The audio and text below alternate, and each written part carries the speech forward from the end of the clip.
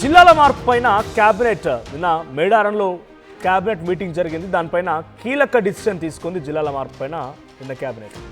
So జిల్లాల పునర్విభజనకు retired జడ్జితో కమిషన్ని ఏర్పాటు చేశారు. ప్రజల ఇబ్బందులు, పరిపాలన పరంగా సమస్యల కారణంగా జిల్లాల సరిహద్దులు మార్చాలని నిర్ణయించారు సీఎం రేవంత్ రెడ్డి. ఇప్పటి వరకు ఉన్న 33 జిల్లాల సంఖ్యను తగ్గించినట్టుగా తెలుస్తోంది. పార్లమెంట్ నియోజకవర్గాల వారీగా జిల్లాల ఏర్పాటు చేస్తారని ప్రచారం కూడా జరుగుతోంది. అంటే తెలంగాణ రాష్ట్రంలో 17 పార్లమెంట్లు ఉంటే 17 జిల్లాలు అవుతాయా? ఇటువంటి అనుమానం అందరికీ కలుగుతోంది. సో రిటైర్డ్ జడ్జి నేతృత్వంలో ప్రత్యేకమైనటువంటి ఒక కమిటీని కూడా ఏర్పాటు చేస్తామని చెప్పడంతో ఎటువంటి విధంగా ఉంటుందో చూడాలి. సో డీలిమిటేషన్లో నెక్స్ట్ ఫర్దర్గా ఎన్ని పార్లమెంట్లు ఏర్పడతాయో ఆ పార్లమెంట్ల ఆధారితంగా జిల్లాలను చేస్తారా, లేదు కేవలం ఇప్పుడున్నటువంటి పార్లమెంట్ ఆధారితంగానే జిల్లాలు చేస్తారా చూడాలి.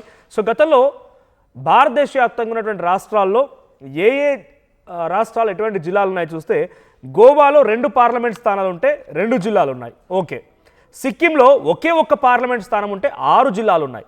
మిజోరంలో ఒకే ఒక్క పార్లమెంట్ స్థానం ఉంటే 11 జిల్లాలు ఉన్నాయి. నాగాలాండ్లో ఒక పార్లమెంట్ స్థానానికి 16 జిల్లాలు ఉన్నాయి. అరుణాచల్ ప్రదేశ్లో 2 పార్లమెంట్ స్థానాలు ఉంటే 26 జిల్లాలు ఉన్నాయి. అంటే జిల్లాలకి పార్లమెంట్లకి ఎక్కడ పొంతన లేదు. కానీ ఇక్కడ తెలంగాణ ప్రభుత్వం ఆ రకంగా ఆలోచన చేస్తుంది అని అంటే దాని వెనుక ఎటువంటి డిసిషన్ ఉంటుందో చూడాలి. ఇప్పటికే జిల్లాల ఏర్పాటు విషయంలో చాలా వివరంగా అప్పటి ప్రభుత్వాలు జిల్లాలను ఏర్పాటు చేశాయి. 33 జిల్లాలను ఏర్పాటు చేశాయి. దాంట్లో ములుగు, వనపర్తి, నారాయణపేట, ఈ 3 జిల్లాలు, గద్వాల్ 4. ఈ 4 జిల్లాలు ఒక్కో నియోజకవర్గం ఒక జిల్లాగా ఉండిపోయింది, లేదా ఒక జిల్లాలో 2 నియోజకవర్గాల వరకు మాత్రమే ఉన్నాయి. అయితే ఇవి కొంత చిన్న జిల్లాలుగా అప్పటి నుంచి కాంగ్రెస్ పార్టీ కానీ లేకుంటే రకరకాల వాదం వినిపిస్తూ ఉన్నాయి. మరి వీటిపైన ఏమైనా ప్రభావం పడుతుందా, లేదు ఉన్న జిల్లాల మొత్తాన్ని షఫిల్ చేసి మళ్ళీ కొత్త జిల్లాలను ఏర్పాటు చేస్తారో చూడాలి. సో ప్రస్తుతం అటువంటి యంత్రాంగం మొత్తం సిద్ధమైపోయింది. జిల్లాల వారీగా విభజన జరిగి కలెక్టర్ కార్యాలయాలు ఓపెన్ అయిపోయాయి, ఆర్డీఓ కార్యాలయాలు ఓపెన్ అయిపోయాయి, రెవెన్యూ డివిజన్లు ఫామ్ అయ్యాయి. అంతవరకు బాగానే ఉంది. మళ్ళీ పునర్విభజన పేరిట పరిపాలనా సౌలభ్యం కోసమని జిల్లాలని మళ్ళీ విభజిస్తామన్న రకంగా మాట్లాడుతున్నప్పుడు డెఫినెట్గా కొత్త జిల్లాలు కావాలని డిమాండ్ వినిపించే అవకాశం ఉంది. పాత జిల్లాలను తొలగిస్తే ప్రజలు ఆందోళన చేసే అవకాశం కూడా ఉంది. మీరు విజువల్స్లో చూస్తున్నారు రైట్ సైడ్లో ప్రస్తుతం ఉన్న జిల్లాలు 33 జిల్లాలు.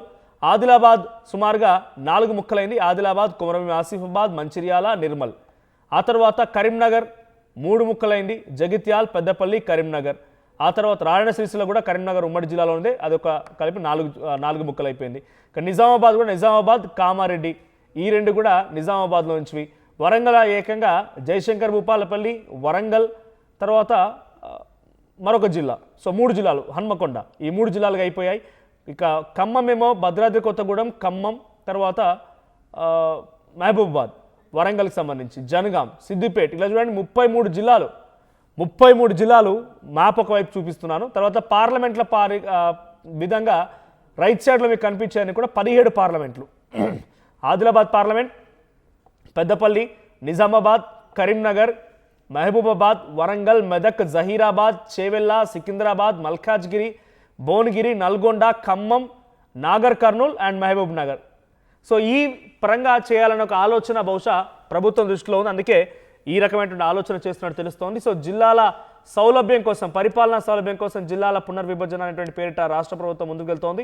నిన్న జరిగిన కేబినెట్ సమావేశంలో దీనికి సంబంధించి ఒక కమిషన్ని కూడా ఏర్పాటు చేయాలని నిర్ణయించింది రిటైర్డ్ జడ్జి నేతృత్వంలో. మా ప్రతినిధి మధు ఉన్నారు.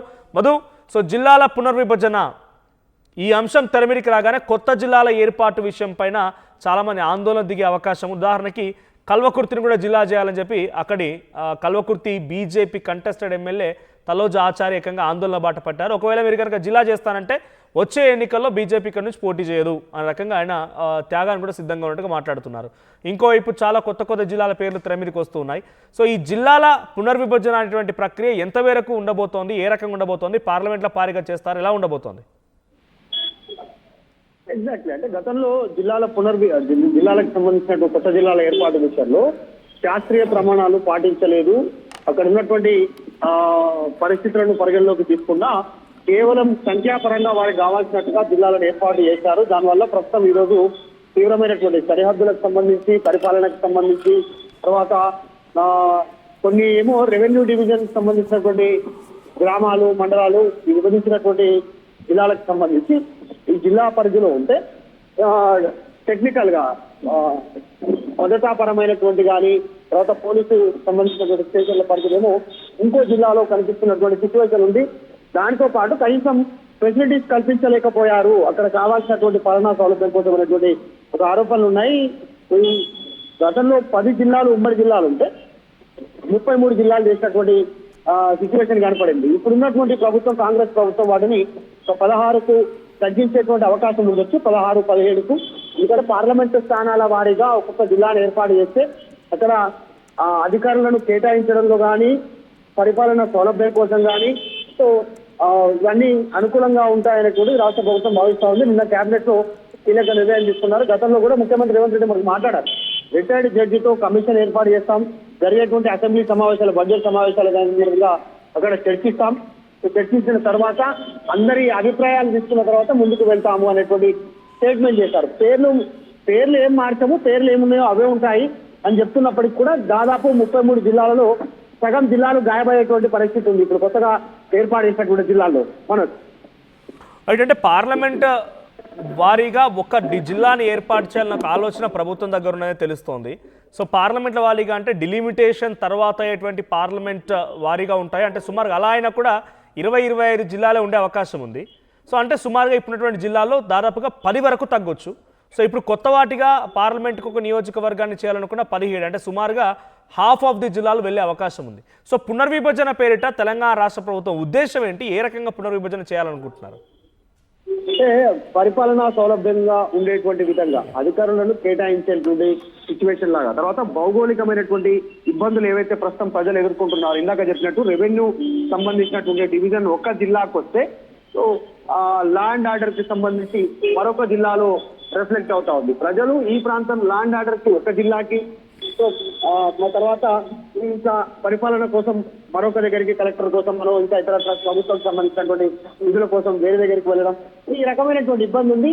33 జిల్లాలు ఏర్పాటు చేసినప్పటికీ కూడా గత రాష్ట్ర ప్రభుత్వం అధికారులను కేటాయించలేకపోయింది, సరైనటువంటి నిధులు ఇవ్వలేకపోయింది అక్కడ అనేటువంటి విమర్శలు ఉన్నాయి. సో బీఆర్ఎస్ కూడా దీనిపైన మాట్లాడుతూ ఉంది. ఆల్రెడీ ప్రభుత్వం పునర్విభజనకి సంబంధించిన అంశంపైన దృష్టి పెడుతుండడంతో ఇప్పుడు ప్రజలు కోరుకున్నట్టుగా పరిపాలన కోసం, సౌలభ్యం కోసం వారికి అనుకూలంగా జిల్లాలు ఏర్పాటు చేస్తే ఇప్పుడు అన్ని తొలగించే ప్రయత్నం చేస్తా ఉంది.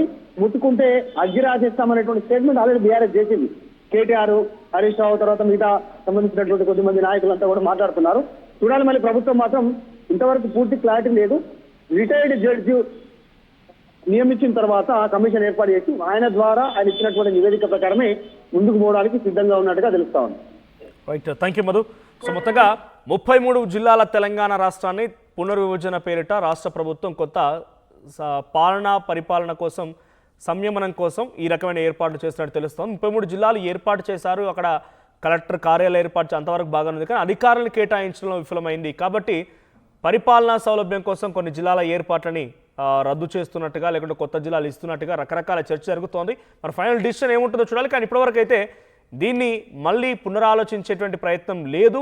డెఫినెట్గా నిర్ణయం తీసుకున్నాం, అందుకే మేము ఒక రిటైర్డ్ జడ్జితో ఓ కమిషన్ ఏర్పాటు చేస్తున్నామని చెప్పిన క్యాబినెట్లో ముఖ్యమంత్రి రేవంత్ రెడ్డి డెసిషన్ తీసుకున్నట్టు తెలుస్తోంది.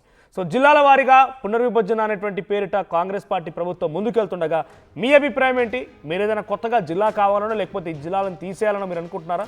కామెంట్ చేయండి. అసలైన తొలి వెలుగు. ఫాలో వాట్సాప్ @తొలి వెలుగు official.